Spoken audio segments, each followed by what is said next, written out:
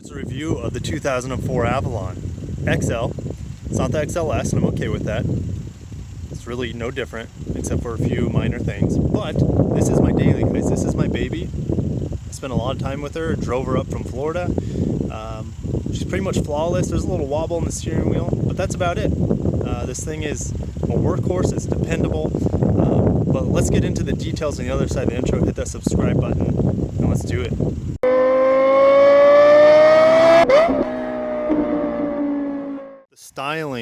The styling of this Avalon is boring as F, and that's okay. No one's ever going to steal this car. No one's ever going to break into it. It's the most stereotypical sedan build ever made.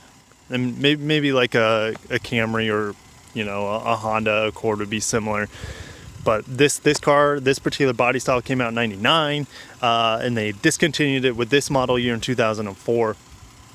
There's my daytime running lights. Yeah, I tell you a lot about this car. 3.0-liter V6, 3.0, 210 horsepower, 220 foot-pounds of torque. Transmission is absolutely stellar. I could do with a little bit, maybe one extra gear for highway usage, but I mean, this transmission's indestructible. What's unique about my car, it's an XL. Most of them were made as an XLS. Now, these wheels I've only seen on one other Toyota Avalon, and all the Avalons I've seen out on the streets. I have hubcaps over steel wheels, which is fine with me. I mean, this car doesn't look good to begin with. So, you know, I don't have to worry about curbing my wheels or anything like that. These hubcaps are just fine with me. So I don't have alloy wheels or anything like that, but like I said, they're perfectly fine for my usage. I know you can get the XLS, I think, with 17-inch wheels as well, but who cares? I mean, maybe when this car first came out, that'd be cool, but nowadays, I mean, these wheels are holding up better than probably almost all those alloy wheels that gotten curbed over the years. I don't have fog lights. That's okay. I don't think I would ever need them or use them. Here's an idea of what can happen with the hood over the years. You know, these rock chips, you know, and then it's just rusting as a result. But I don't care. I mean, this thing's paid off, thank God, and it's just my beater. Now, the paint has taken a toll. This was a Florida car. Let's focus. This was a Florida car, so as you guys know, if you live in the South, I mean, the sun just wreaks havoc on your paint, your clear coat, and then once your clear coat's destroyed, I mean, the paint's done. I don't have a whole lot of time left on the hood before that's completely gone. You can see my roof is just utterly destroyed by the sun, and then my trunk as well. But that's okay. You know, the sides actually look pretty good. This actually happened here in Nebraska. I think my neighbors backed up into me, but I don't care. Like, what the hell? That's what this car's for. It's for reliability and peace of mind. Like, someone could just nail my car, get money out of it, and I probably wouldn't fix it because the car would still drive fine. We have the traditional chrome running strip around the windows. I mean, it doesn't look good, but it doesn't look bad, I guess. It's just boring. It's from a different era of sedans. When sedans rule the world, they're like dinosaurs now. Oh, what the hell? Do you hear those geese? What the F? Are they going south already? See all these freaking geese, man? What are they doing? They better not come over here and poop. There's plenty of goose poop here on this road. You can see it right there. Yeah, a little nature for you. And they couldn't be any louder either. So also what's different about this car, the back here. So there's not that many Avalons of this era. Only 2003 and 2004 model years have these updated tail lights, as well as, I mean, the grille for 2003, 2004 was changed as well in the front of the car. But you see this LED reverse light, and the brake lights are also LED. I don't think the turning signals are. Hey, let's find out. No, the turning lights are incandescent, regular bulbs, but that's fine with me. The rear lights, oh, I guess they're regular bulbs as well. I thought they're LEDs. I think there's LEDs inside the reverse though, and maybe somewhere else, but I know there's LEDs in there somewhere. I could be wrong, but that's just what I thought. And then here's the back of the car. Nothing special, but she goes strong 15 years later. Let's get inside of the legendary 2004 Toyota Avalon. Got a lot going on here. This is my daily. No, I did not clean the car. You know, I don't care that much. It's my daily, and you know, some people like to have spotless vehicles.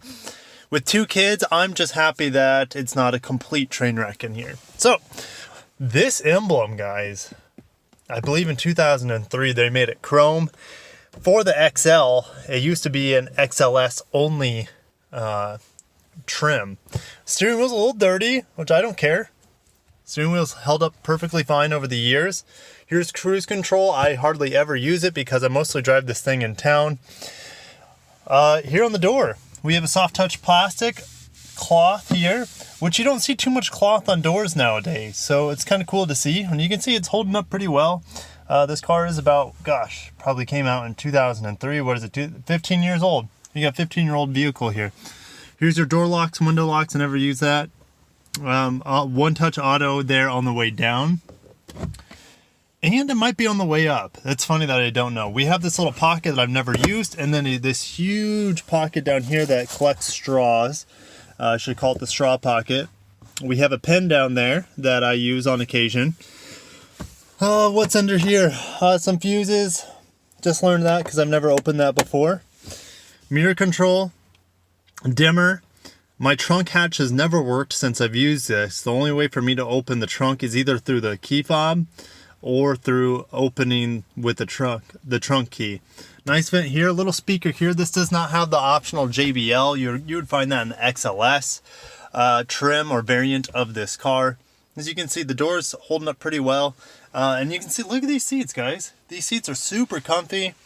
They've held up super well over the years. This is not, though. When I got this car, this wasn't here, but since my ownership for about 3 years now, this is developed. Now, this is a Florida car, so this is probably sun damaged, got dried out, yada, yada, yada, as you guys saw with the paint.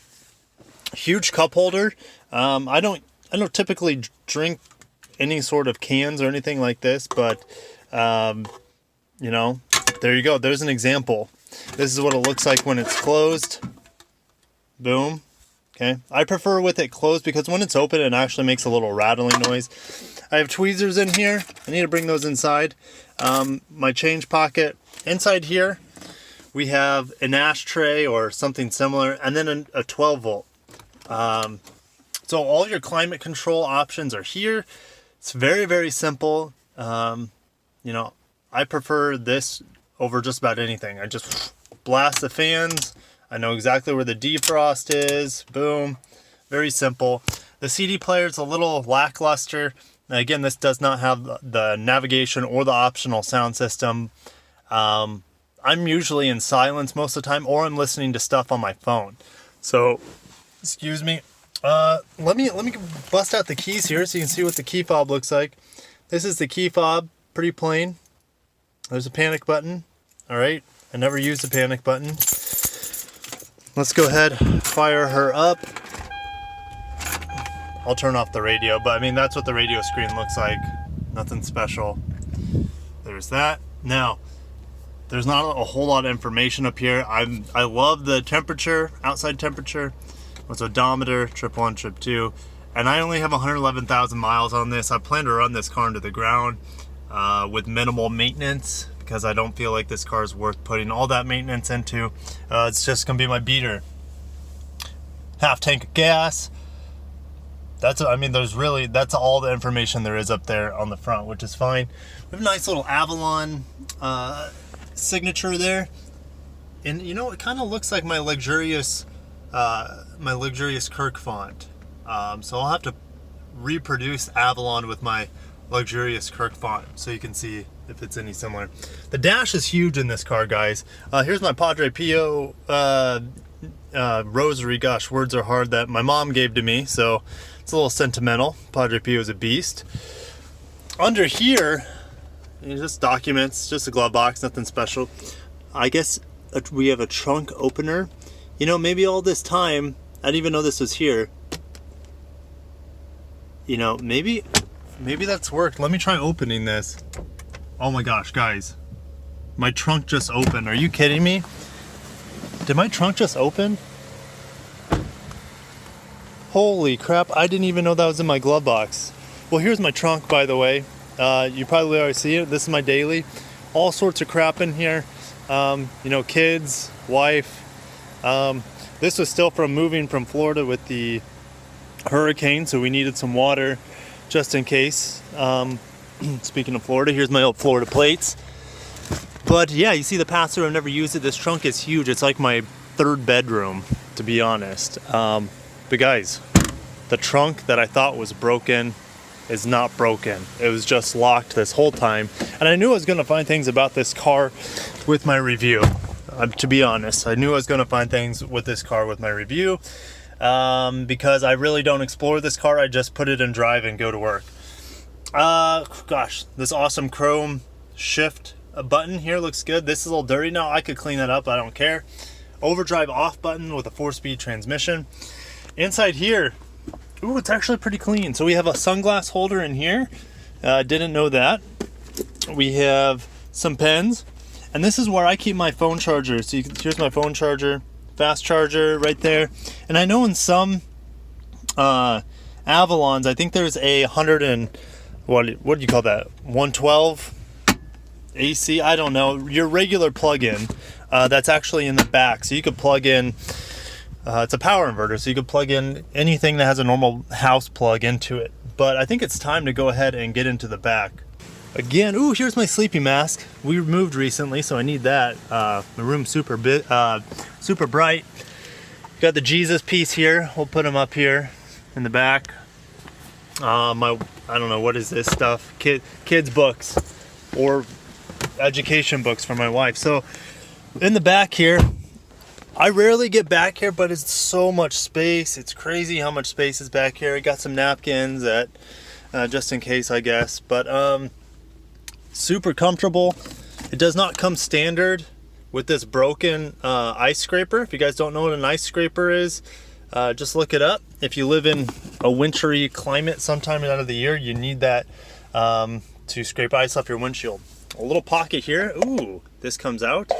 Didn't know that. And then this is, I think, if you have the XLS, it has 100 and or just your regular plug-in, your 110 amp. I think that's what it's called, the 110 amp. Here's another map pocket down here. Speaker cover. You see the cloth again on the side. Huge windows, guys. These windows are massive.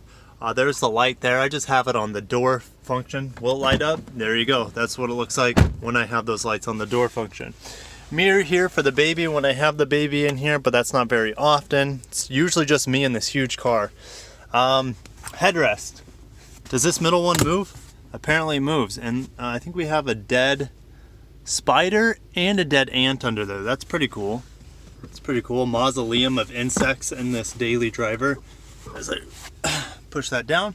Inside here, we have our pass-through, and I guess we have cup holders. You know, I'm never ever back here, so I don't know what's back here. The seats have held up very well. Now the kids have got stains on them with chocolate and, you know, all those tasty crumbs down there, but I don't care because I'm never back here. And usually, if someone's sitting here, it's my daughter in a car seat, so she's never sitting on this dusty stuff. But the space back here is incredible. The back of the seats, they're carpeted, but it's actually hard touch. But your knees are never, unless you're like 7 feet tall, your knees are never gonna run into the back here. But that sums it up for the interior of the 2004 Avalon XL. We got oak crap bars on every door, if you didn't know that, just to help old people get in and out. But it's pretty plain and it's very utilitarian, and that's what I love about it. I also forgot to mention there's the other sunglass holder there. Lights here. The visors are great. So you can see we got very detailed lights here. It's a little foggy. That's okay, it's raining out. Here's a little fuzzy. Oh, and this will also fold out here. So very high-tech visors. I forgot to mention here, we have lumbar support, I think. I've never played with it before, but it's there. Your tilt, and then your forward and back. Okay, so let's get under the hood. Underneath the hood here, Now these shocks are still running strong 15 years later, no problem holding this up. We have the 3.0 liter V6 variable valve timing with intelligence. This thing gets about 210 horsepower and I want to say 220 foot-pounds of torque. Monster of an engine. I wouldn't change anything about it. I mean, they have the most updated version of this is a 3.5 liter V6 you see in the newest Avalon and the Lexus ES series, but this bad boy was put in cars like got that mosquito. They're put in cars like the RX 300. I'm sure you saw it in the Camry as well. And I know it was in the ES 300. So, you know, Toyota and Lexus love their V6s. They're indestructible and they put them in just about every vehicle they can for cost saving methods and just for reliability. This has a 4-speed transmission, but this car still can get about 20 miles per gallon in the city and about 30 miles per gallon on the highway. I love the engine presentation. Make sure to not touch that exhaust manifold there, you know, for your own safety. But you know, I just love this engine presentation, and you probably could fit a bigger motor in here. There is a good amount of space underneath the hood here. I gotta say, for a car that's this big, it's very, very easy to steer. It doesn't have the best turning radius by any means, but steering is great. Backing out of places is very easy. I mean, the mirrors are very clear and large. His windshield and these side windows are absolutely enormous. Visibility is amazing in this car. You should probably buckle up. Seatbelts are working just fine after 15 years. And I've never really dissected this car a whole lot. I was looking for a car to replace my Miata in 2015 when I found out we were pregnant with kiddo number 1, and I needed a family car that was reliable. And after doing my research, I landed on looking for a pre-owned Avalon of this era, and I couldn't have made a better choice in my opinion. I got this car with 68,000 miles. I got 111,000 miles, 111,666. So that's a good number, right? And all I've done is just change the oil on it and got a set of tires. It's really the only thing I've done to this car. It's proven to be extremely reliable. Now I've only put about 45,000 miles on it. I drove this back to Nebraska from Florida in November of 2017 after the Hurricane Irma came through, and we decided to move back to the Midwest. This thing made the trip very easily. And when I got this car on the highway, it had just a small vibration when I'm up to speed in the steering wheel and in the entire car, to be honest. I don't know what that's a result of. It could be the alignment could be off. It could be ball bearing on one of the wheels. I don't even know. And unless it gets really bad, I'm not going to do anything about it, to be honest. And I'll show you guys once I'm up to speed, my steering wheel kind of shaking back and forth. I'm not a mechanic. I'm sure some of you guys out there might know exactly what it is, and that's okay. Feel free to tell me in the comments. I said I was going to show you the vibration in the steering wheel. Now, 60 frames a second might help, and this car pulls a little to the right. I don't know if you guys can see that, but there's some vibration in the steering wheel. I'm not going to address it until it becomes an issue that I can't live with anymore. But yeah, I mean, this car's about low cost ownership and durability. So I'm going to do everything I can to put as little money in it as possible until I need a new car, which is probably just going to be a pre-owned Lexus anyways. I forgot to mention, the air conditioning works pretty darn well in this car. On really hot days, it takes a bit to cool down. I mean, I usually park my car on top of a parking garage, so it's just roasting in the sun. The heater in this car works very, very well.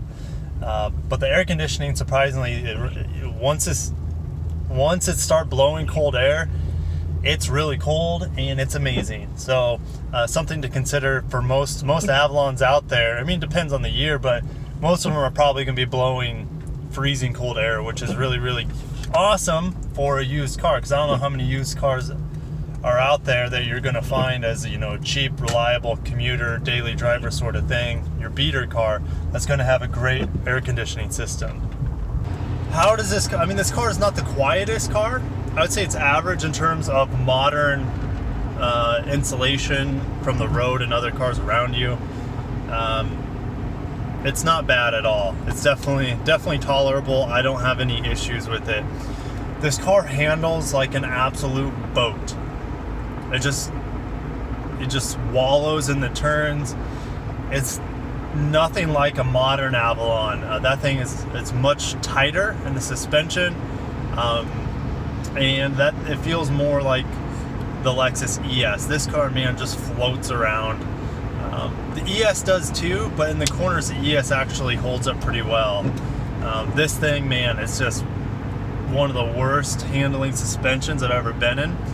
But on the other side of the spectrum, it's one of the smoothest. It feels like a Cadillac. That's the only car I've driven that kind of just floats and just flies around. I kind of call this my flying carpet. It just kind of glides. You never want to push this thing hard. I'm going to a little bit today so I can give you, you know, updated impressions of it.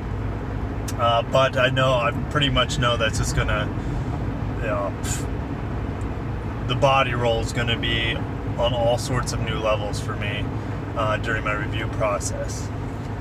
Acceleration on this vehicle is everything I would want out of a car. It only has 210 horsepower, but this car gets up and goes. And I usually do acceleration tests here on the freeway.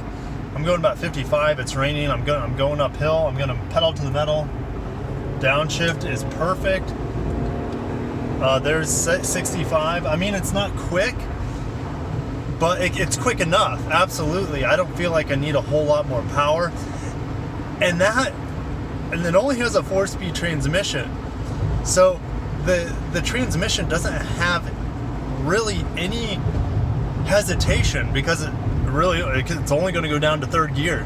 Whereas these modern transmissions, you're at 8 or 10 gears, you press the throttle down, it's like, oh, I'm going to go down to this gear, and then I'm going to go down to this gear because I think I can get a little bit more RPMs. But 3, 2, 1, go, goes down one gear, and it's instant, and then there's 70. Like, this car has lots of power, even though this vehicle's huge. And luckily the speed limit's 70, so I'm not doing anything illegal. But it's like, out of all the cars I've driven, this car with its 4-speed transmission on my highway passing has some of the best acceleration and instantaneous power. It doesn't have any waiting. It's just throttle down, downshift, go. It's like a third of a second in terms of responsiveness. It's one of the most responsive transmissions for passing power and passing situations. I can't believe I'm saying that because I'm never really asked by this car to pass a whole lot of people on the interstate or the freeway. But now that I'm actually testing it, putting it through the ropes, it's one of the best cars I've ever reviewed for responsiveness. Throttle down, one downshift, and they're 70. Like, it's amazing. It's absolutely amazing how responsive it is while you're up to speed. And I'll give you guys an acceleration run now. I'm probably going to spin my tires. It is raining this morning, and that's fine. We're going to do a quick acceleration test. Okay, come on, focus, camera. Let's do this. So let's do uphill, pedal to the metal. I'm spinning out. Can you guys even see the tack? I know it's dark in there. I mean, there's 60 and there's 65, and I'm just cruising now. So acceleration in this car is absolutely phenomenal.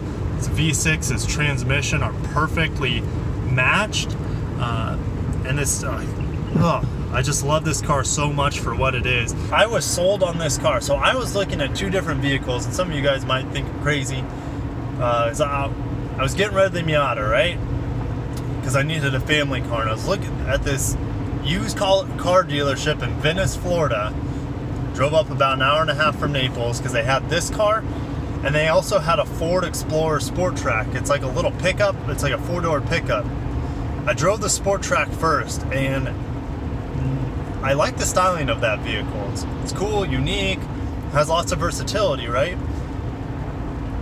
It was one of the worst handling, worst accelerators. I mean, there's just no power to that vehicle, and the brakes were like the worst brakes I've ever felt, even worse than the Subaru Crosstrek, which aren't even nearly as bad as this Ford Explorer Sport Track's brakes were. There was just like a brick with no progression. It was just terrible, absolutely terrible. I got in this car, and the instant it shifted out of first gear into second, I was sold like that. Because I'm like, I've never been in a vehicle where the transmission was so perfect. Like, I've never felt a shift that smooth and so, like, quick. And it was an old car at that point. It was, what, 12 years old at that point? Now it's 15. Braking test, 3, 2, 1, go. Nothing. No vibration in the pedal. I'll get more on the acceleration here. Downshift, I'm just spinning my wheels. Still spinning my wheels in second. There we go. Yeah, I just can't accelerate right now. It's too wet. It's too wet. I just did my first burnout in my Avalon, by the way. So that was cool. Brakes are absolutely perfect. Linear, lots of feedback, no vibration in the pedal. A-grade brakes. I mean, they could be a little bit stronger. Okay, so we're getting into the handling, guys. Honest to goodness handling here. And the Avaloni, my flying carpet. Oh, I don't want to push it that hard, and oh my gosh, because it's wet. Oh my gosh. You know, it didn't do as bad as I thought it would. You know, I'm not pushing as hard as I could. There's a ton of body roll, and the seats are doing a good job of keeping me in. It's probably just because of the friction of the cloth. If I was leather, I'd be sliding about, but the cloth is holding me in place. You know, the handling's not as bad as I was kind of expecting. You know, I never pushed the car this hard, hardly ever. It just kind of floats around. This guy's in my way now. Now that we're at the lake, he's staring at me. He was looking at me. He's like, why is this guy videotaping himself? He has a 2004 Avalon. What the hell does he think he's doing? I'm driving one of the best beater cars, commuter cars that the automotive world has ever made. That's what I'm doing. Thumbs it up for the review for the 2004 Toyota Avalon XL. It's perfect for what it is. It's a cheap, maintenance-free, reliable, decent gas mileage, good power, amazing transmission, good brakes. Just doesn't do anything. I mean, the handling is not the best, but doesn't do anything poorly, and it's rock solid with its reliability. I mean, I guess I had to replace the battery on it once, and I've changed the oil, but that's about it. I know there's a lot of people out there that drive this car or are interested in just picking it up as just a beater and a workhorse. You can beat the hell out of this car, and it's going to be absolutely fine.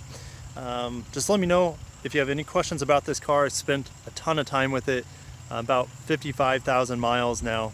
Is that right? 55? I think so. But let me know. I'll see you in the comments below. Hit that subscribe button, and I'll see you in the next video. Maybe I'll review my wife's Toyota Matrix. That's a good car as well.